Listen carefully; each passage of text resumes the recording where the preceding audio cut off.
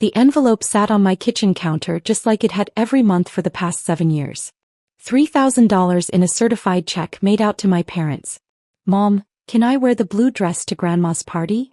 My daughter Emma stood in the doorway. She was 9 years old, with bright eyes that still held hope my parents would eventually warm up to her. I'd fostered Emma when she was 4 and adopted her at 6. She was mine in every way that mattered, but my parents had never accepted it. Still, every month I sent that check. The blue dress is perfect, sweetheart, I said, pulling her into a hug. My phone buzzed. Mom's name flashed across the screen. Make sure you're on time tomorrow, she said without preamble. And dress appropriately. Senator Mitchell's daughter will be there and I don't want any embarrassment. We'll be there at 2, I replied.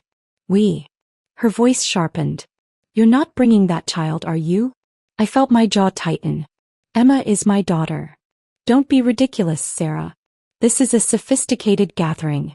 Family only. You know she doesn't fit in with our circle. I looked at Emma, who was humming to herself while organizing her hair clips, oblivious to the conversation.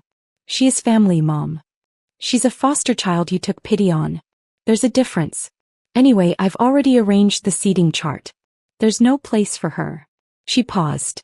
Unless you want to cause a scene in front of the senator's family. The call ended before I could respond. I stared at the phone for a long moment, then at the envelope on the counter. 7 years of envelopes. $84,000. But it wasn't just the monthly checks, was it? The next morning, Emma was unusually quiet during breakfast. Are you okay, honey? I asked. She pushed her cereal around the bowl. I heard Grandma on the phone yesterday. My heart sank. Emma. It's okay, she said quickly, though her eyes were glassy. I know I'm different. I know they don't think I'm real family. I knelt beside her chair. You are real family. You're my daughter and that's all that matters. Then why do we keep trying to make them like me? Her voice was small. I didn't have a good answer for that. At 1 o'clock I texted my mom, we won't be able to make it today. Emma has a stomachache. The response came within seconds. Convenient. Maybe it's for the best anyway. I sat with that message for a full minute, reading it over and over. Maybe it's for the best anyway. Something crystallized in that moment. A clarity I'd been avoiding for years. I opened my laptop and pulled up my banking records. The monthly payments to my parents were there, neat and consistent. But there was more. 4 years ago, I'd quietly paid off Dad's $85,000 business debt. The payment went through an LLC I'd set up. 3 years ago, I'd sent $45,000 for their kitchen renovation through a contest Mom had supposedly won. 2 years ago, I paid the $28,000 in property taxes on their Lake Tahoe vacation home when they were about to sell it. 6 months ago, I'd paid $52,000 for Dad's cardiac procedure through the hospital's financial aid program. I'd been supporting them for years, always anonymously, always protecting their pride. Because they were my parents and I loved them. But they just told me my daughter wasn't worthy of our name. I picked up my phone and called my accountant, David. I need you to pull all documentation of financial support I've provided to James and Patricia Morrison over the past 7 years, I said. Every payment, every transaction, every property record. David was quiet for a moment. Are you sure, Sarah? This is your parents we're talking about. I'm sure. I also need you to prepare formal notification that all future support is being terminated, effective immediately. And David, I want them to know about the vacation home. The one in Tahoe. The one you bought. The one I bought, I confirmed. That they think they own. Another pause. This is going to be a shock to them. Yes, I said quietly. It is. Emma appeared in the doorway. Mom, are you okay? I smiled at her and for the first time in months, it felt genuine. I'm perfect, sweetheart. How would you like to spend the weekend at the lake house? Her face lit up. Really? Just us. Just us. We'll leave in the morning. After Emma went to bed that night, I received the first call. Dad's number. Sarah, we just received the strangest letter from some accounting firm, he said. His voice had that jovial confusion he used when he didn't want to acknowledge something serious. It says something about a review of financial arrangements. Is this some kind of scam? It's not a scam, Dad. That's my accountant. Your accountant? Why would your accountant be contacting us? I took a breath. Because I've been financially supporting you for 7 years, and that support is ending.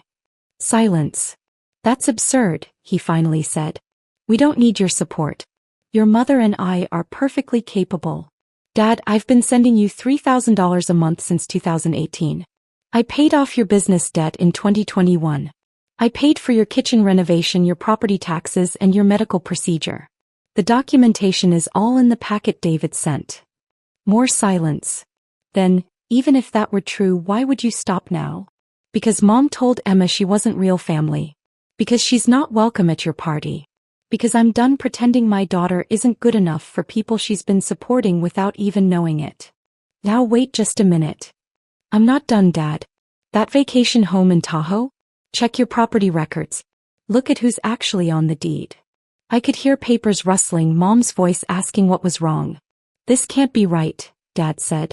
This says Sarah Morrison is the legal owner? That's correct. When the property taxes tripled and you were going to sell, I bought it. I've been paying all expenses for 2 years while letting you use it. That arrangement is also ending. Mom grabbed the phone. You bought our house. Without telling us. I bought a house and let you use it because you're my parents. But Emma is my daughter, and she deserves better than being told she's not worthy of our family name. This is emotional blackmail, Mom hissed. It's my property. My money. My choice. Just like it was your choice to exclude my daughter. We'll fight this, Dad said.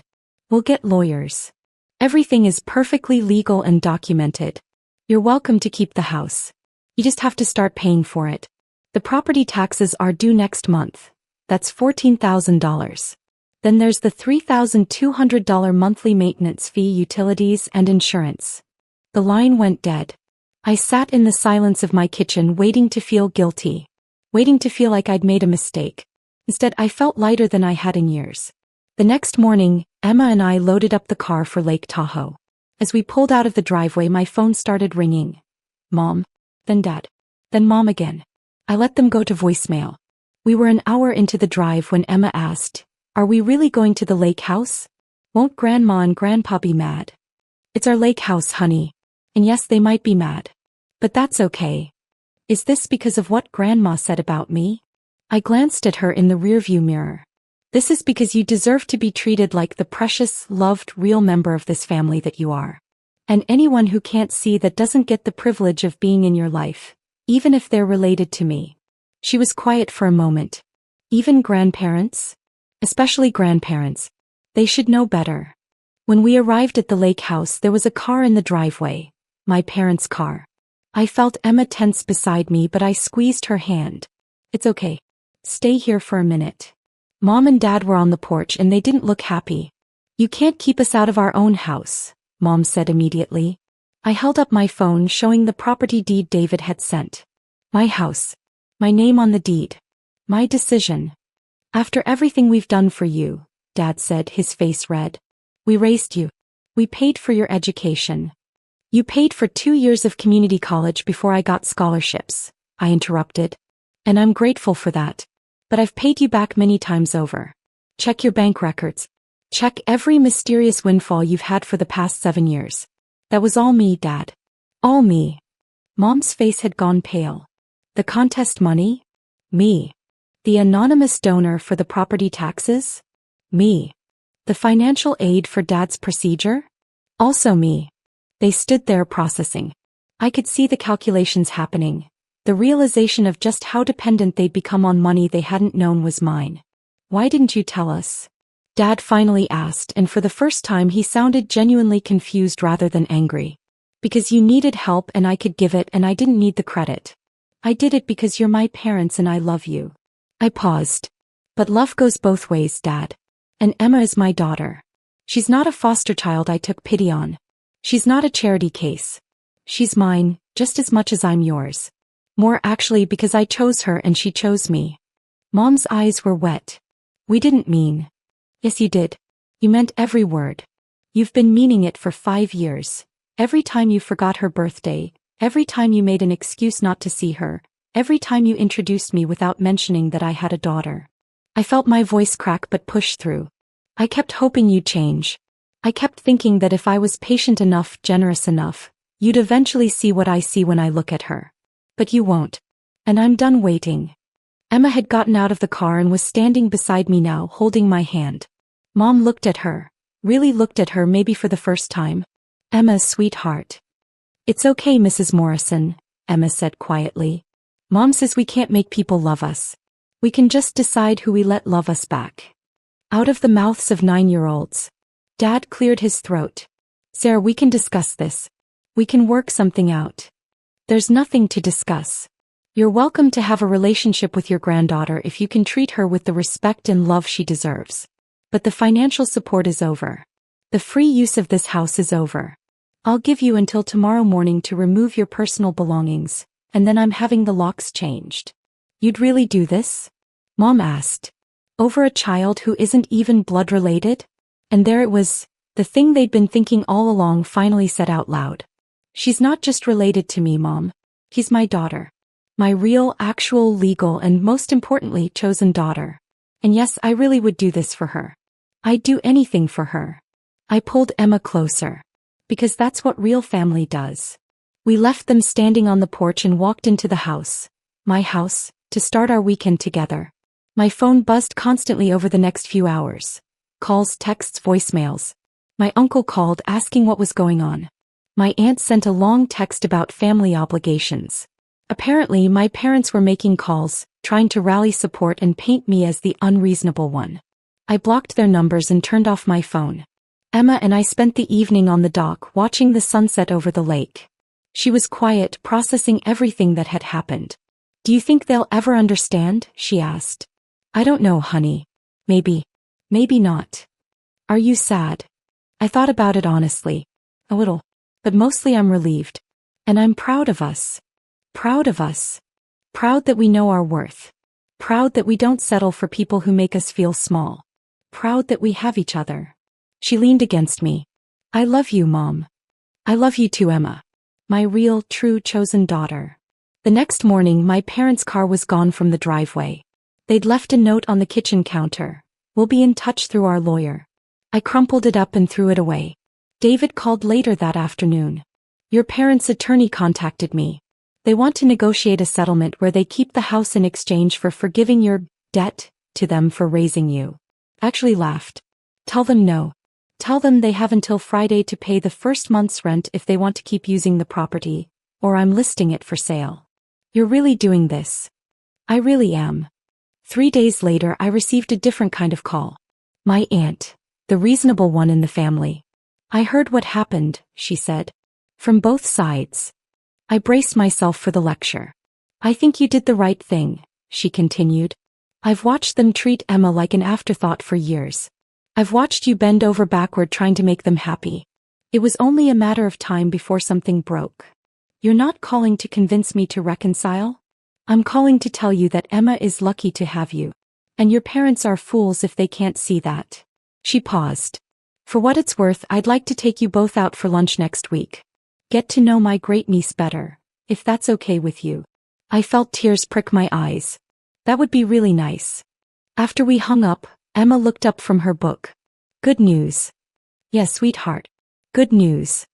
She smiled and went back to reading. I opened my laptop and looked at my bank account.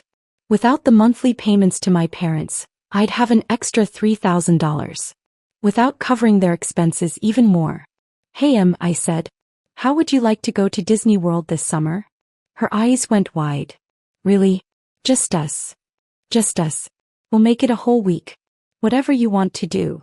She launched herself at me, wrapping her arms around my neck. Best mom ever. Best daughter ever, I replied. And I meant it. Every word. My phone buzzed one more time that evening. A text from an unknown number. This is your mother. We need to talk. On our terms. I deleted it without responding. Emma and I had a puzzle spread out on the coffee table, hot chocolate cooling on the side table, and a week at the lake house ahead of us. We had everything we needed. Real family doesn't demand your sacrifice while dismissing your worth. Real family doesn't make you choose between loyalty and love. Real family doesn't tell a 9-year-old girl she's not worthy of their name. Real family shows up. Real family chooses you back. And sometimes real family is just a mom and her daughter sitting by a lake finally free.